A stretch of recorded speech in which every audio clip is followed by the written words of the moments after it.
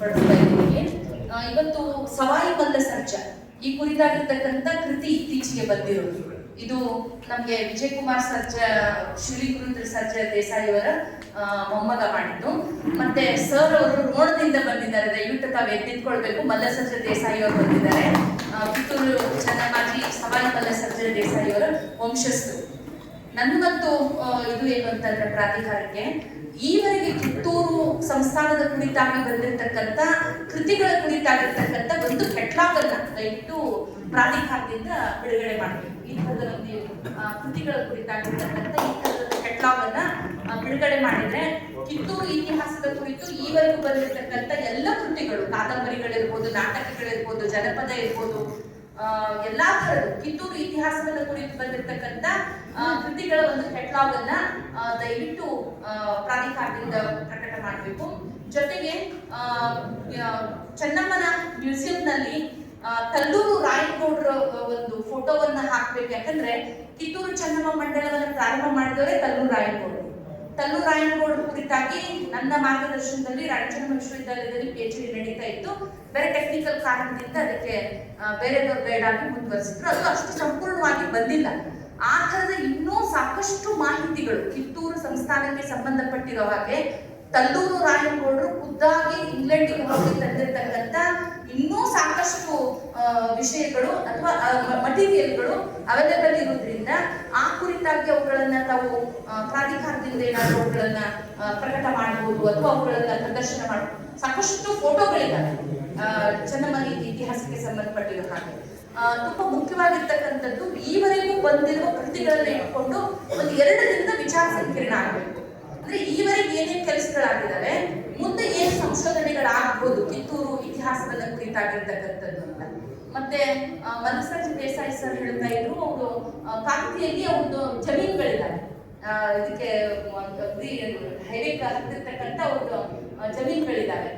ಅದನ್ನ ಪ್ರಾಧಿಕಾರ ತಗೋಬಹುದು ಅಥವಾ ಅಲ್ಲೇ ಏನಾದ್ರು ಡೆವಲಪ್ಮೆಂಟ್ ಮಾಡ್ಬೋದು. ಹೀಗಾಗಿ ಆ ಕುರಿತಾಗಿನೂ ಕೂಡ ಪ್ರಾಧಿಕಾರ ಯೋಚನೆ ಮಾಡ್ಬೋದು ಅಂತ.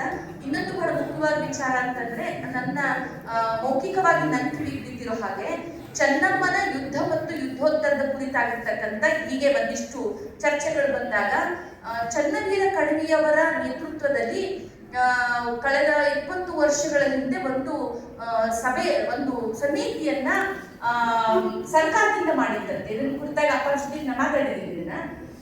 ಮತ್ತೆ ನಾನು ಚನ್ನವೀರ ಕಣವಿ ಅವ್ರ ಮಗಳ ಮನೆಗೆ ಹೋಗಿದ್ದಾಗ ಆ ಥರದ್ದು ಏನಾದ್ರು ಕಿತ್ತೂರು ಇತಿಹಾಸಕ್ಕೆ ಮತ್ತು ಇದಕ್ಕೆ ಸಂಬಂಧಪಟ್ಟಿರೋ ಹಾಗೆ ಏನಾದ್ರು ಸಂಶೋಧನೆಗಳು ಅಥವಾ ಚನ್ನವೀರ ಕಣವಿ ಆಚಾರ್ಯ ಏನಾದ್ರು ಬಂದಿಟ್ಟಿದ್ರು, ಅವರು ಒಂದು ಕ್ಷೇತ್ರ ಕಾರ್ಯವನ್ನು ಮಾಡಿ ಒಂದು ಇದನ್ನ ಸಲ್ಲಿಕೆ ಮಾಡಿದ್ದಾರೆ ಸರ್ಕಾರಕ್ಕೆ.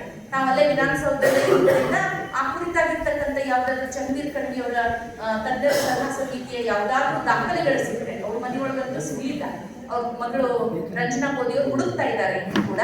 ಅದಕ್ಕೆ ಆ ಥರದ ದಾಖಲೆಗಳು ಸಿಕ್ಕರೆ ದಯವಿಟ್ಟು ಅವುಗಳನ್ನು ಇದನ್ನು ಮಾಡಬೇಕು. ಮತ್ತೆ ವಿಶೇಷವಾಗಿ ಈ ಕಿತ್ತೂರು ಸಂಶೋಧಕರ ಒಂದು ಪಟ್ಟಿಯನ್ನು ತಾವು ಮಾಡಬೇಕು. ಕಿತ್ತೂರು ಸಂಶೋಧಕರ ಪಟ್ಟಿ ನಮ್ಮ ನಾವೋಲಿ ಸರ್ ಆಗಿರ್ಬೋದು, ಗುರುಗಳಾಗಿರ್ತಕ್ಕಂಥ ಕಲ್ಯಾಣಿ ಸರ್ ಆಗಿರ್ಬೋದು, ಯರುಪಾಟೀಲ್ ಸರ್ ಆಗಿರ್ಬೋದು, ಮತ್ತೆ ಇವತ್ತು ಇಬ್ಬರು ವ್ಯಕ್ತಿಗಳು ಇಲ್ಲಿ ಇರ್ಬೇಕಿತ್ತು. ಬಾಳಣ್ಣ ಶ್ರೀಗೇಳಿ ಸರ್ ಇರ್ಬೇಕಿತ್ತು ಇಲ್ಲಿ. ನಂತರ ನಮ್ಮ ಬಾಳಾಸಾಹೇಬ್ ಲೋಕಾಪುರ, ರಮತೂರು ಬಾಳಪ್ಪನವ್ರು.